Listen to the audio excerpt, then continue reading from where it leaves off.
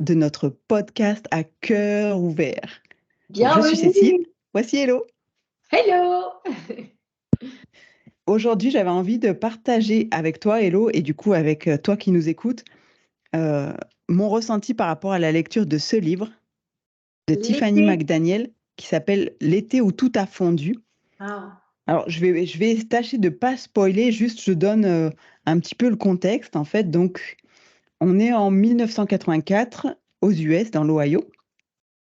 Et il y a un petit garçon qui arrive dans un village, un petit garçon noir, je précise parce que ça a son importance dans l'histoire, qui prétend être le diable. Et en fait, il se trouve qu'un des personnages du roman est un procureur qui est dans ce village de l'Ohio, qui un jour a dit, moi j'aimerais bien rencontrer le diable parce que j'ai beaucoup de choses à discuter avec lui. Et ce petit garçon arrive. Donc quand il dit je suis le diable, eh ben forcément on se dit, bah oui, mais on l'a appelé, donc il est venu. Voilà. Et donc ce petit garçon finit par passer un peu de temps dans la famille du procureur et il y a des discussions assez excellentes avec le fils du procureur qui a à peu près le même âge que lui. Et en fait, j'avais envie de partager ça, un passage que je vais te lire avec toi parce que je l'ai trouvé très très beau. En fait, donc l'autre garçon s'appelle Fielding et le petit garçon qui prétend être le diable, il s'appelle Sal. Enfin, il a demandé à ce qu'on l'appelle Sal. C'est comme c'est un peu la contraction de Satan Balthazar. d'accord. Sal. Et donc, Fielding lui dit, ah oui, voilà, c'est là. Il lui dit, dis Sal, je me demandais, je veux dire, si tu es le diable, tu as rencontré Dieu, à quoi il ressemble?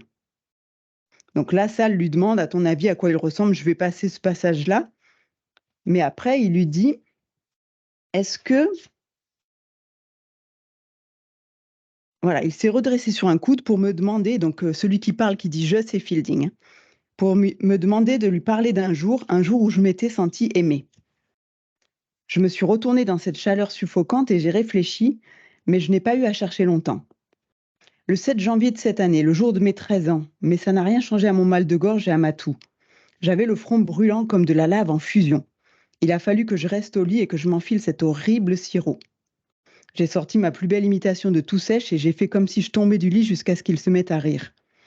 Je suis restée assise sur le sol, adossée à mon lit, et je lui ai raconté comment maman était entrée dans ma chambre avec un bol de soupe au poulet et nouilles. Elle ne me l'a pas donné, elle l'a posé juste là par terre. Puis elle est sortie, et papa est entré avec un bol. Il a fait la même chose qu'elle, et il est reparti sans dire un mot. Quand Grant est arrivé, donc Grant c'est son frère aîné, je lui ai demandé ce que c'était tout ce cirque, mais il n'a rien dit. Il a juste posé son bol à côté de ceux de maman et papa. Et ça a continué comme ça, chacun apportant un bol après l'autre, jusqu'à ce qu'il n'y en ait 13. Papa a fait flotter des crackers à la surface et maman a pu poser des bougies d'anniversaire dessus. C'est Grant qui a allumé les 13 bougies. Maman m'a dit que c'était un gâteau d'anniversaire spécial garçon malade. Et papa a ajouté, alors sors de ton lit et rejoins-nous ici par terre pour faire rapidement un vœu avant que les bougies ne s'enfoncent dans la soupe. Tu sais quel vœu j'ai fait, Sal? C'était quoi? Être malade à tous mes anniversaires. Ce jour-là, je me suis sentie aimée. Il a Ah, baissé les yeux sur sa poitrine en me disant, alors tu le sais déjà. Je sais déjà quoi? À quoi ressemble Dieu? ah, trop beau. J'ai trouvé ça Magnifique. tellement beau. Waouh, super. Je suis sans mots. Et ouais, et bah, ce bouquin, je le conseille. Il y a plein de passages comme ça qui sont super touchants et Ouais, où après, tu te rends compte que ce petit garçon qui prétend être le diable, il l'est ou il l'est pas, peu importe. Il a peut-être vécu des choses qui lui ont fait croire que. Et c'est pour ça que je précisais qu'il était noir, parce qu'il y a plein de choses qui sont liées à ça, au racisme et tout ça. ouais, Et ouais. que celui qu'on prétend être le diable, bah, c'est peut-être lui qui a la plus grande sagesse finalement, tu vois. Et bah, c'est aller Mhm. au-delà des apparences aussi, au-delà de ce que les gens pensent d'eux-mêmes, du jugement qu'on peut avoir de soi. C'est ça, moi ça me fait beaucoup penser au yin et yang, tu vois, tu parles de noir, noir et blanc, et qu'on est tous bah, le yin et le yang, tu vois, Ouais, c'est aux ça. différents moments de notre vie, et même dans une même journée, on a tous bah, un côté obscur et un côté lumineux, et comme disait Jung d'ailleurs, il faut toujours passer par son obscurité pour pouvoir trouver sa lumière. Et, Ouais, sa part ouais, d'ombre et ouais. ouais. Et il y Ah, a justement, il y a un autre passage, si tu veux, je peux te lire aussi. oui. Ouais. euh, qui rebondit bien avec cette idée de yin et yang. C'est-à-dire que dans chaque yin, il y a un petit bout de yang, dans chaque Ouais. yang, il y a un petit bout de yin. Et donc, Uh-huh. dans Dieu, il y a une part de diable, dans diable, il y a une part de Dieu, si je peux dire Ouais. ça comme ça. Ouais, ouais. Et en fait, il explique, donc ce petit garçon, il a des cicatrices dans le dos et derrière les omoplates. Et il a prétendu que c'était quand il était tombé du ciel, bah, on lui a arraché ses ailes. Belle. Ouais. Et il a dit qu'il était tombé de l'escalier, par l'escalier des déchus. Il dit, c'est par là que quittent le paradis tous ceux qui sont trop mauvais pour y demeurer, comme moi. Et après, il explique que bon, cet escalier, il est trop haut, on ne peut pas le voir, etc. Et il dit, tomber de ces marches est une chose atroce. Il n'y a rien de plus grave. Et tandis que je dégringolais dans cet escalier, je sentais chacune des marches, chacune de ces 7 millions de marches. Ces marches sont trop réelles pour qu'on ne les sente pas. Elles ont un bord trop coupant pour ne pas vous faire prendre conscience de vos erreurs et de vos fautes. La douleur est suffisamment cuisante pour poétiser un espace où les contusions sont des vers et où les rimes sont des gémissements à n'en plus finir. Tomber est une chose terrible pour un ange parce que vous ne pouvez pas y survivre grâce à vos ailes. Voler comme vous le faisiez avant est une magie qui appartient à l'oiseau et qui ne sera plus jamais vôtre. L'aile est éphémère pour l'ange qui découvre le mécontentement. Donc là, je vais sauter un petit passage et voilà. Dieu n'est pas stupide, il a fait de la chute une torture déchirante car à chaque marche, il y a une main qui se tend vers vous et vous fait penser à cette bonne vieille deuxième chance dont vous avez entendu parler. Vous tendez la main à votre tour pour la saisir parce que cela revient à croire qu'en vous y accrochant, vous pouvez survivre au fait d'être lâché.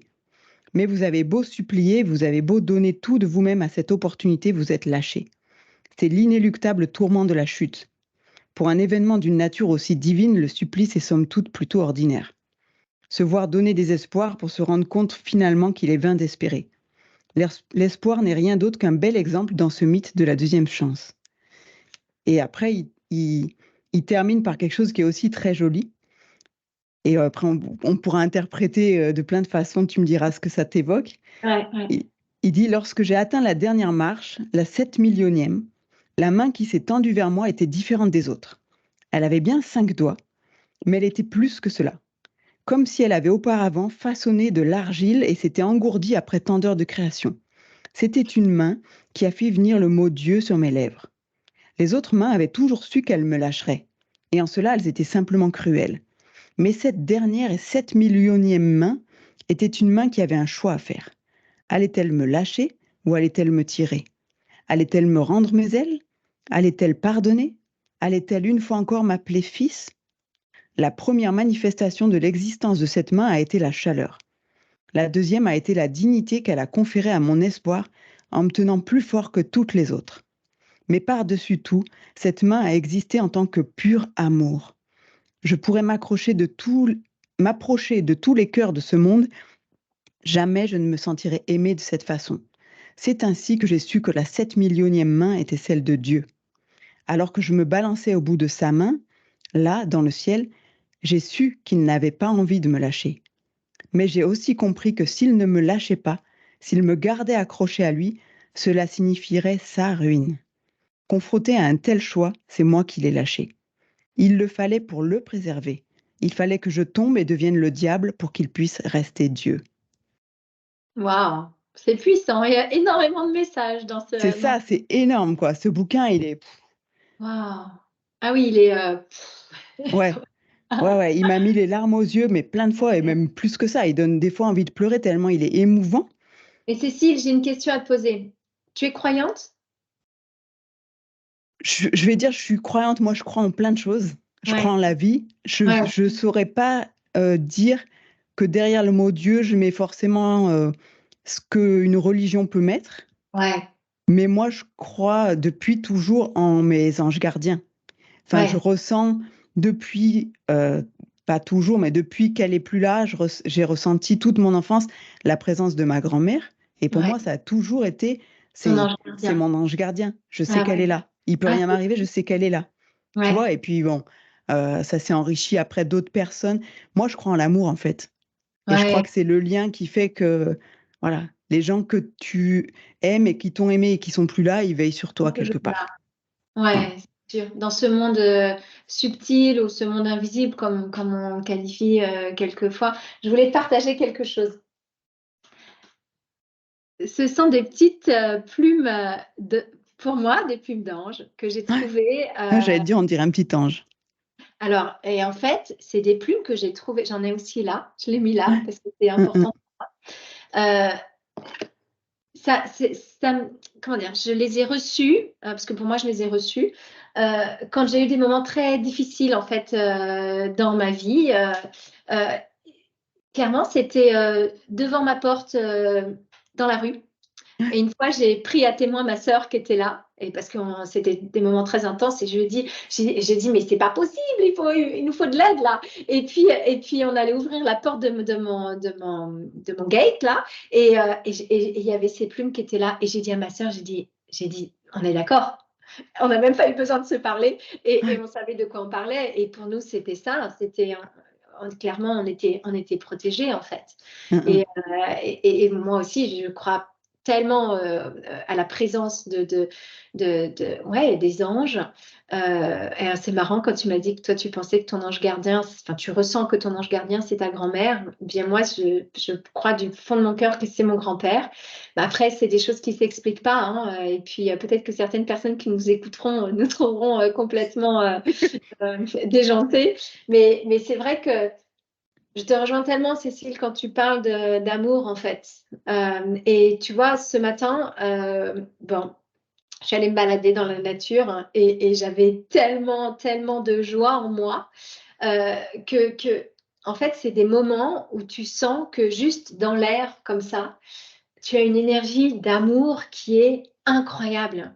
Et c'est là où, voilà, quand tu dis derrière le mot Dieu, ben moi, derrière le mot Dieu, en effet, je mets la vie, je mets cette joie inconditionnelle qui ne dépend pas de choses qui arrivent de l'extérieur, euh, mais qui dépend ouais, je pense, de ce monde subtil quelque part. Ouais. Euh, alors, moi, je suis croyante, hein. Mon guide, c'est Jésus. Alors après, je ne mets pas non plus forcément de religion derrière, parce que je pense que on a tous en fonction de notre culture, de nos expériences, on a tous des croyances différentes, euh, et qui sont, je trouve, chacune d'elles, euh,